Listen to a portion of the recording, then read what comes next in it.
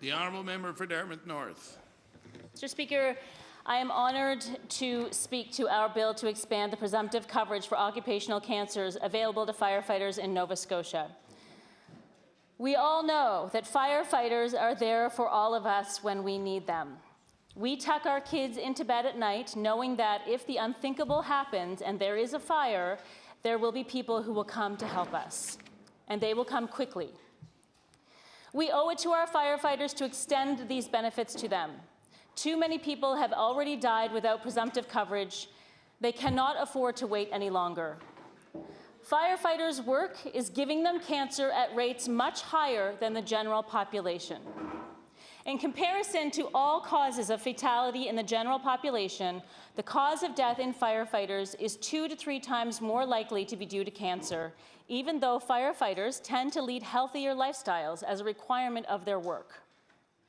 Last year, a study from the University of the Fraser Valley in British Columbia found that firefighters are 86% more likely to die from cancer than from any other fatal illness. Cardiovascular disease accounted for just 5% of fatality claims, and respiratory disease accounted for just under 2%. The study, which was conducted with the University of Fraser Valley and the British Columbia Injury Research and Prevention Unit, reviewed 10 years of firefighter health data and firefighter health and injury data. Cancer rates among firefighters also increased dramatically with age, with the 35 to 39-year-old group accounting for only 1% of workplace fatal cancer claims. The 60 to 64-year-old group accounts for 17% of fatal cancer claims, while the 65 and older group makes up nearly half of the claims. So, what is making firefighting more dangerous, or so dangerous? Fires have changed over the course of the past 20 years. The things that we keep in our homes are making fires more toxic than they were 20 years ago. Consumer goods are increasingly made of synthetic materials and coatings. The plastics, foams, and coatings in our homes create a toxic soup of carcinogens when they burn.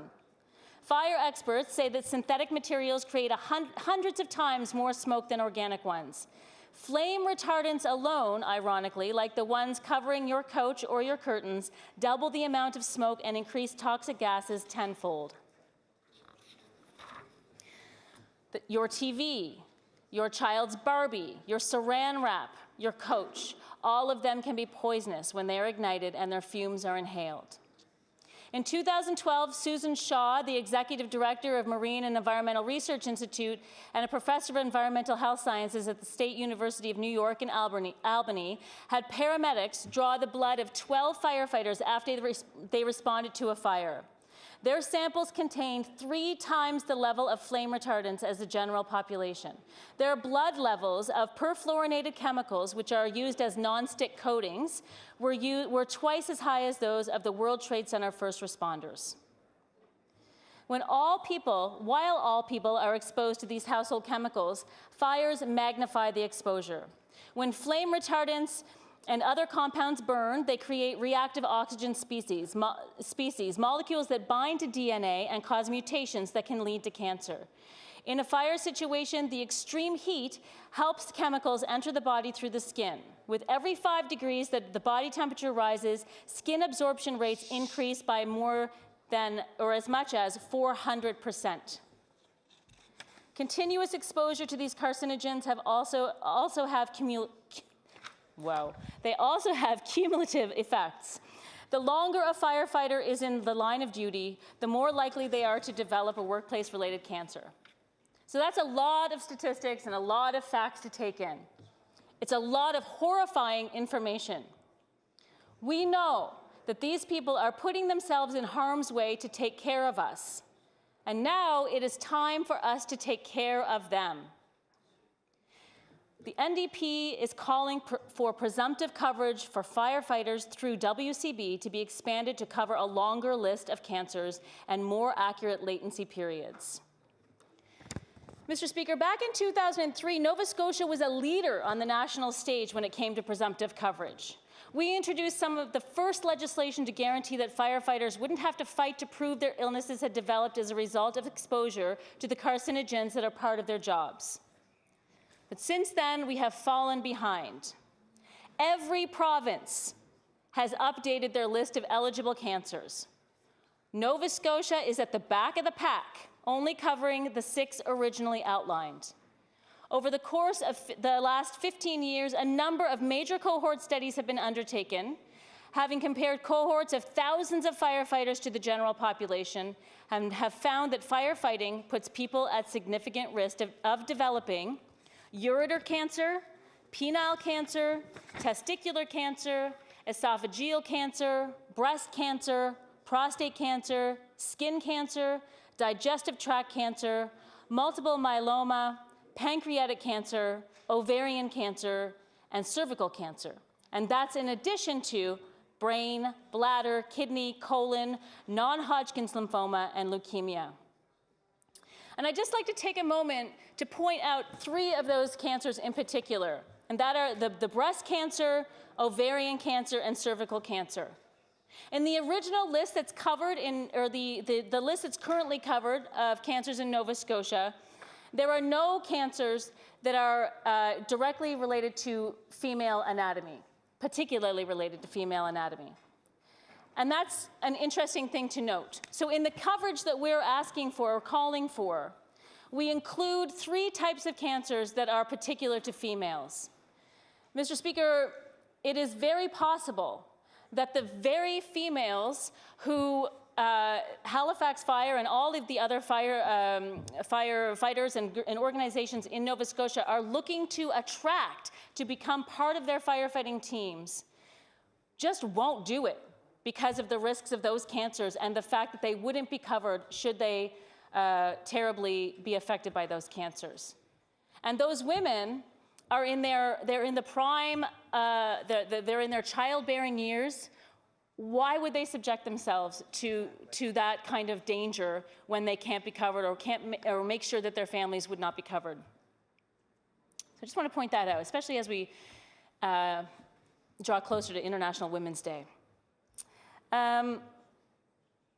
So, brain, bladder, kidney, colon, non-Hodgkin's lymphoma, and leukemia were covered in 2003. We need to pass legislation now to ensure that these cancers are rightfully recognized as workplace illnesses so that firefighters can get the supports they need.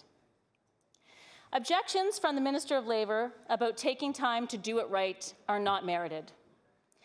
The Minister has said that he is looking to overhaul the Workers' Compensation Act and not make amendments. But frankly, Mr. Speaker, firefighters need presumptive coverage now. They cannot afford to wait any longer. We in the NDP also want changes and improvements to the Workers' Compensation Act generally. And we are not going to stand in the way of any changes that we think are positive. But the Minister is currently working on the Act. But the fact that the Minister is currently working on the Act is not a reason to delay these changes now. The research has been done. The evidence is clear. We're happy to share what we've learned to expedite the process. But the process must be expedited. We cannot wait until 2020 to make these changes. Mr. Speaker, last year I was home alone with my children and an alarm went off in our home. I thought at first it was the fire alarm, but I was weirdly, shocked by that because there wasn't any smoke, there was nothing going on, and I didn't understand what was happening. Quickly, I realized that it was the CO2 alarm, and I freaked out, got my kids outside, called 911, and the firefighters were there within, I would say, like 3 minutes. They checked out my house. I was home alone with my kids. I mentioned that. They checked out my house. They made sure it was safe for me to go back inside with my little ones.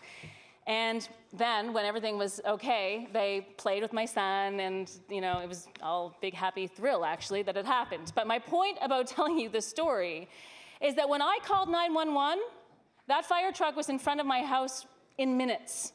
They responded immediately. They have to. When anyone calls 911 here, or anyone across the province, we expect that someone is going to respond within minutes. Firefighters, Mr. Speaker, imagine if we had to wait the amount of time that they've waited for this coverage. Imagine that. We wait 3 minutes, they wait another year till the Minister is satisfied that all of the work he's done with the Workers' Compensation Act is completed. These people cannot afford to wait any longer, Mr. Speaker. Today we're joined in the gallery by Captain Paul Edwards, a 31-year-old, or sorry, no. I knew I'd get that wrong. He's been a firefighter for 31 years. And he is a 6-year survivor of prostate cancer. And as I'm sure Captain Edwards will tell you, when you have prostate cancer, the last thing you need to be doing is filling out forms and compiling evidence to convince workers' compensation that your ailment is directly related to your work environment. What you should be doing instead is resting, getting the treatments you need, spending time with your family. To suggest anything else is utterly ludicrous. Expanding presumptive coverage immediately will make a huge difference in the lives of firefighters in Nova Scotia. We need to expand presumptive coverage and enact the latency periods we've proposed, and that will make every single firefighter in the province eligible for the federal Memorial Grant Program for first responders, regardless of the municipal injury coverage policy for firefighters. That means that whether or not any given volunteer department's municipality pays into WCB on their behalf, families of firefighters who have died as a result of an occupational illness that has been deemed to be primarily resulting from their employment or volunteer work as a first responder would be eligible to receive a $300,000 lump sum, tax-free memorial benefit to honor the service of their loved one. And we know there is more work to be done. Researchers in British Columbia are recommending the creation of a national firefighter wellness surveillance system to help address the soaring cancer rates and other key firefighting health risks. We can do this now and continue to make changes. While our fire departments have policies in place to keep firefighters as safe as possible on the job, there is a certain amount of risk that cannot be prevented. And that's where we come in, Mr. Speaker, all of us in this room. We have the power in this House to change our laws when they need changing, to act swiftly on issues that are urgent. We are being presented with an opportunity to make a huge difference in the lives of the people who protect our families and communities every single day, who put themselves literally in harm's way every day.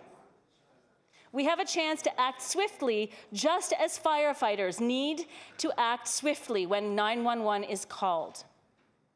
I hope that all of my colleagues will join me today in jumping at this chance to make things better.